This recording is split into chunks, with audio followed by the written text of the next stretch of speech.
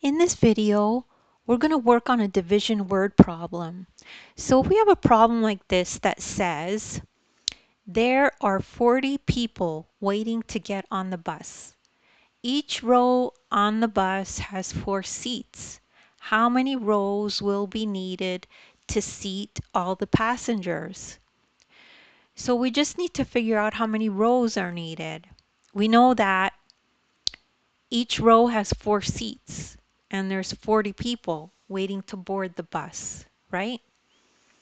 So divide the number of passengers by the number of seats in each row. So the division will look like this.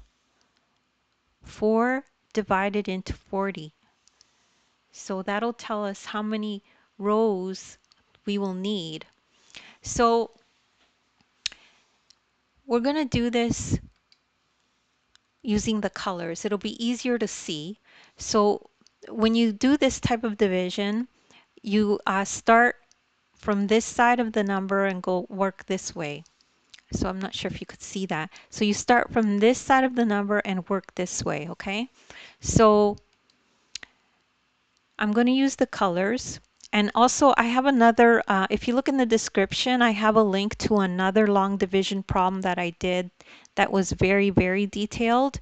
And it'll help you going forward if you need a refresher. Okay, so first thing you do is multiply 4 into 4. So you start with the tens, okay?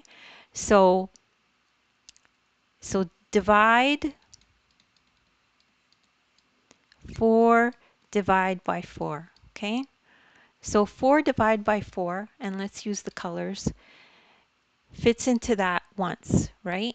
4 divided by 4 is 1. So now you multiply 4 times 1, okay? So 4 times 1 is equal to 4. Then you subtract. 4 minus 4 is 0. Then what you do now is you bring down the next number. So the number in the ones. So you bring that down to here. And we have 0, 0. 4 fits into 0 0 times, right? You can't fit 4 into nothing. There's no such thing. Imagine fitting a 4 into something that doesn't exist. You just can't do it. So then you just continue the steps. You multiply 4 times 0, and we know that's 0, and then you subtract, and we're left with 0. When you get good at doing this, you don't have to do all these steps, so you could probably skip this last step here, because you know you're finished. You finished with the number. There's no other numbers past here. Okay? And that's how you do this problem. And don't worry if you don't understand it right away. Practice makes improvement, and anyone can do math.